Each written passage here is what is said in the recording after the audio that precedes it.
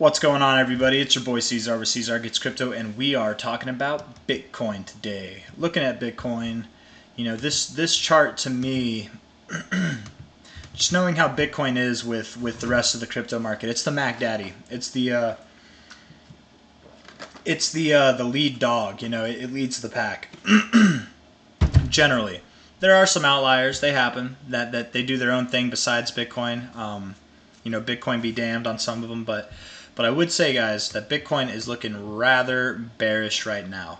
Now, there is something I want to say before I get too bearish here, okay? We haven't broken out of this range. And while this day does look bearish, we haven't broken, not only have we not broken out of this little sideways range, we haven't broken out of this diagonal range either, right? It is the beginning of the day. It's not even 4 hours into the day. And generally, whenever you see a move like this, that leaves a lot of time for it to be reversed. Okay, we did just have a bullish engulfing candle, to put that in perspective too. Let's look at the RSI on the daily. Ooh, I don't know, man. Oh, I don't know. That is not a good look. That is really not a good look, you guys. Good look over here, bounce off the 50. Not a good look to reject the 50. That is not good. Again, we have 20 hours and 26 minutes left in this day. A lot can happen in that time. We could definitely, I mean, out of this whole wish-wash, whiplash range that we have here, we could definitely come back up. It's totally possible, right? We came all the way up here, and then to close the day, we actually came all the way down. So could we do that to the reverse effect, right? Same thing over here. Same thing over here. We came down, but then we came up, and then we came up, and then we went down, whatever. You know, we're always looking like we're about to make the move, like we're about to break out, but nothing's happened. So I am definitely not going to hold my breath for this one. I'm not going to, or maybe I am. I don't know. I still don't know how that expression's used, man. Like, I'm going to hold my breath for this, like I'm waiting for the move. But I'm not going to hold my breath for this because I'm not expecting it to happen now based on the things that have happened before. You know, I don't know how to use that expression properly. Somebody help me. But I'm going to say I'm not holding my breath on this one. Is what I'm not like, you know, I'm definitely paying attention, but right now, as bearish as this looks, it does look like a bearish engulfing candle. I'm not completely convinced that we're going to the downside yet. What would convince me, or at least bring more conviction, would really be to break this line. Just break it. Break it on a wicking basis. It doesn't even need to be on a daily closing basis. Get an hour to close below it, a 4 hour, you know, a 15-minute even. Get something below this line, and I'll be a little bit more convinced that this is the real deal. But right now, as dramatic as it looks, we've forgotten what dramatic moves look like, guys. This is only a 1.16% move to the downside, okay? And again, being in the beginning of the day, the reason why I say that I'm not so convinced, because this is like the first move that we've seen in like the first 4 hours. I want to go back and show you. Okay, let me just show you. So here we had one, right, where we did not go that far. There's a very small wick here, and we did go all the way up. Okay, that's one. But look at this one, right? Before you went up, you went down, okay? Before you went up here, you went down. Still a small wick, but you still went down, right? Before you went down, this one, the wick was to the upside. You went up, okay? Wicks, wicks, wicks, wicks, wicks. Wherever the candle closes, whether it's up or down, there is a wick, a noticeable wick to the opposite side, right? Implying that it had, in the beginning of the day, before the day closed, very likely in the beginning of the day, it had a move that was to the reverse effect of where it ultimately closed. So if it has a wick to the upside and it closed to the downside, that means in the beginning of the day, the earlier parts, it went up first. It was a green candle first, but then it reversed and came down. It's very uncommon to see a day like this. You can go back. I mean, they're less common than the ones that are more like this, right?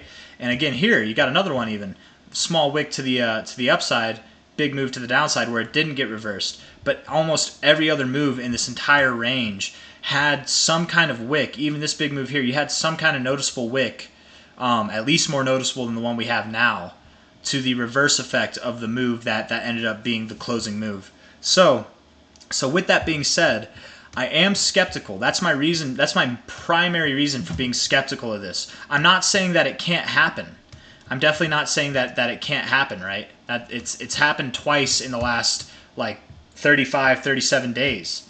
But twice out of 37 days, the odds are not in your favor that that this is what we're going to see. It is possible. It is totally possible. But I think to see more conviction in that, we would want to look at the shorter term time frames. Let's look at the 15-minute. Ooh, the 15-minute does look bearish. It really, really does. Wow. Yeah. I'm going to delete the long term. I'm just going to delete it because I feel like it's going to interfere. I already know where the long term is on the time frames that mattered, so I'm not. Man. Yeah. Yep. You could go lower, right? The last 2 times we were in the overbought or oversold zone in the 15-minute, we went lower. You could go lower. 15-minute looks dire right now. It definitely looks, man. And if that happens, if this happens, right, you're going to break out of this ascending range you got. If it keeps up that trajectory, which again would overall make me more convinced that this daily move to the downside is actually the real deal. But that's yet to be seen. That has yet to be seen. We still have some time in between that. I don't like the RSI at all. Generally, not always. And in fact, the last 2 times, I don't even know if we got this. Okay, so this time you came into the oversold zone. You bounced off at this low area in the RSI. But guess what? You went lower over the coming hours. You went lower. Here, you just bounced. Okay, you went to the same areas in the RSI, but you just bounced. So I would expect the more normal thing that happens is that once you get oversold, you continue to be going lower. Even if the RSI, sorry, even if the RSI grows, we would likely go lower, form some kind of bullish divergence. That's the normal expectation. It doesn't have to happen that way, but that is the expectation, at least that I have. Looking at the hourly RSI, we are, man, very bouncy RSI, man. You go up, you go down, you go up, you go down, you go wish-wash in the middle, and then up and then down. This is it's crazy. But I mean, we've, you know, that look at the price. This literally, it's just like it looks like a heartbeat, man. To be completely fair, this is some of the more bearish action that we've seen. We've seen like 1, 2, and now 3 stints where we've seen like solid red side to the downside. But after each time, it's been about this length, this length, this length here, and we reversed. So could we just be forming a higher low? I think we could. I think there's a solid chance that we could. This RSI does not look totally detrimental, and in fact, we might go to the oversold zone, but just like this, just barely, or just like this, we could bounce off of this area here. If we were to get deeper into it, deeper than anything that we've seen so far, at least on this frame, you know, if I go back, we've gone deeper, right? If we were to go deeper in the RSI than any of these, then I would say, you know, by the time we do that, the price is going to be more convincingly bearish already. So we'll just see what it does. In the meantime, let's look at the 4-hour.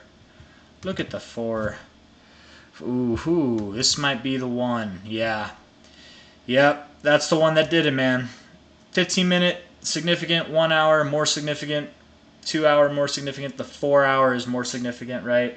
At least in my opinion, that's how it works. If we're looking at this, you have a high here.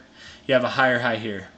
You have a high in price and a lower high in price. This is classic hidden bearish divergence. And hidden bearish divergence, again, guys, it's whenever, so bullish divergence is whenever you have, in the RSI, you have higher lows, but in the price, you have lower lows, okay? Lows. Whenever you have hidden bearish divergence, it's not about the lows anymore, it's about the highs. You have higher highs in the RSI while you're having lower highs in the price. And if you think about it, it makes sense that it's bearish because you're getting stronger readings in the RSI, you're getting stronger readings on your indicator, but you're promoting weaker price action. That's not a good thing. It's not a good thing to have stronger indications. Like that means that you're working for it and you're not getting much. Okay, you're showing more strength now than before and you're getting less results. That's not, you know, imagine going to the gym and you're putting in you're putting in even more effort than you did before, but you're getting less results. You're actually getting negative results. You might think that there's something wrong with you. You might have to go to the doctor, be like, do I have low testosterone levels? Do I need like steroids, like or natural whatever it is that's not steroids, but it basically is. I don't, you know, getting off topic here. What I'm trying to say, guys, is that this is hidden bearish divergence. I don't know how good that analogy was. It might have been bad, but looking at the 4 hour, we found support on this 4 hour 123 line here. We kind of battled it a little bit, and now we found resistance on it once, twice, 3 times. and this is high, lower high, lower high in this range that we've just been moving sideways on. I do think that this looks bad. I'm starting to think, guys, that this might be this might be the beginning of the move that we've been waiting for what, like 35 days now? Let's see.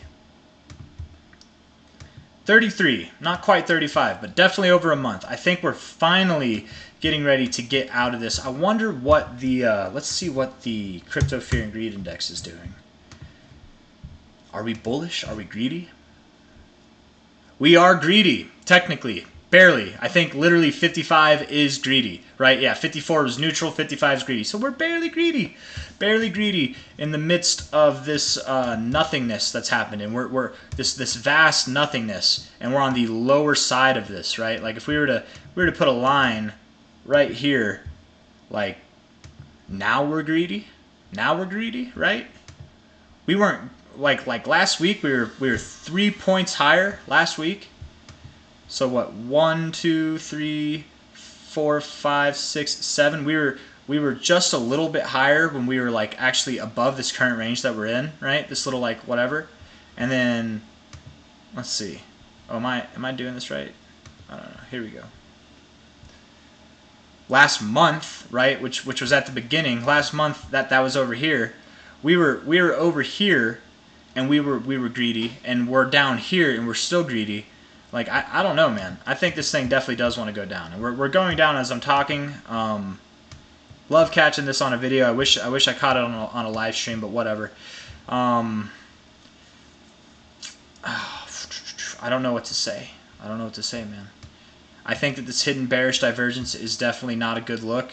I would say that if we're looking for confirmation for this to be to the downside, the first step would be to break this kind of like higher low structure that we have right here, this little ascending structure that we got. If we can break out of that, even on a wicking basis, it doesn't need to close below it. I would like to see it close below it, obviously, but if we break this structure, that would be pretty condemning, and I think we will. Diagonal lines like this that are formed over a short amount of time, they don't hold. People expect them to hold, but what, once, twice, 3 times, 4 times, it's not going to hold. It's very likely not going to hold. So that's the first step. The next step, it's not going to be too far away, actually. And we might have already completed it. We're going to complete it one way or another. Would be closing the day below this here. Closing the day below this price here. On a 4-hour, if you want something that's a little bit earlier than that, you'd want a 4-hour candle to close below that there. Which, if it closes right here, we have 15 minutes left, man. Wow. This could be the move, guys. This could be the beginning of it. This could be it right here. The move down below $28,000 from here. This really could be it. I know in the beginning of the video I was skeptical, but here we are. Here we are making strides right now. Looking at this from low to high. Yeah, man. Break that 236. All this bearish stuff is going on right now. I very much do believe that we go below this level here, which is at 28.7K. At a minimum, I would expect the price to go to about 28K, but that's at a minimum. And that's why earlier I was saying, or like just a second ago I was saying, I expect that the price will go below 28K. Likely maybe to the 618 area, right? In between the 618 and the 0.69. Oops, that was the wrong thing I wanted to draw. Let's see. In between 27.1 and 26.7, 26.6, in between these areas, in between these two lines, this is where I would expect Bitcoin to go. It'll be a higher low ultimately. I wonder, let's see. I'm going to draw these back, actually. I'm sorry. All over the place. Let's see. I wonder. Let's see here.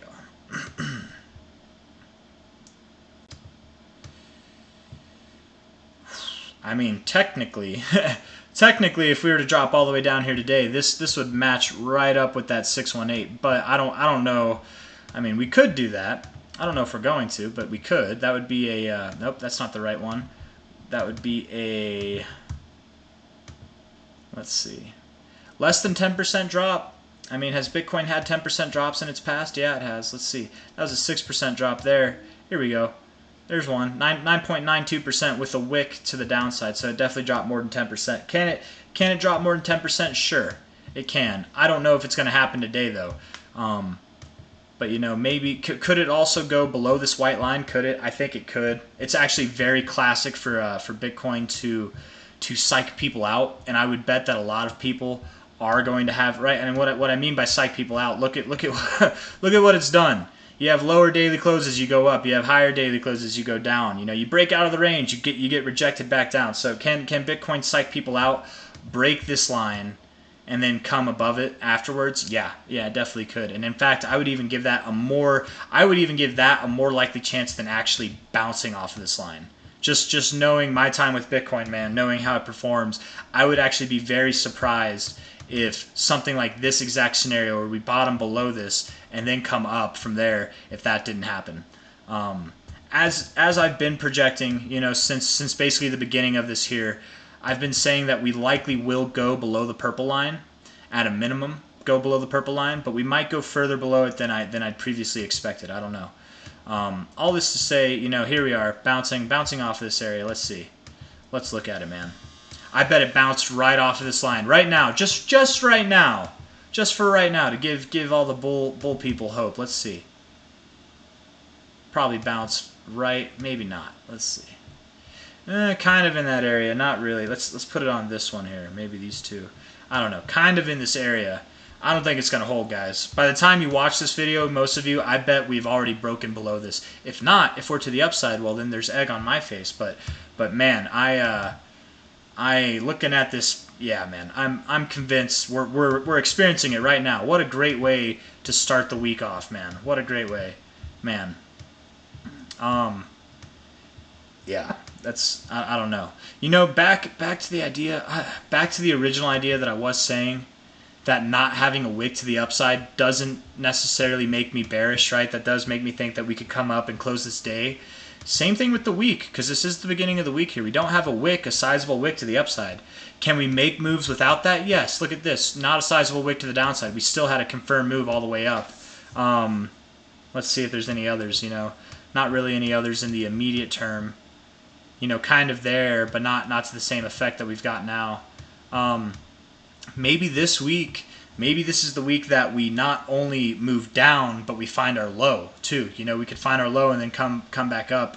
It is possible. I don't know. I don't know what to make of that. Looking at the weekly like this, it does make me a little bit less bearish, but I don't know, man. All these shorter term time frames have me convinced this might be the real deal right now. Very well could be.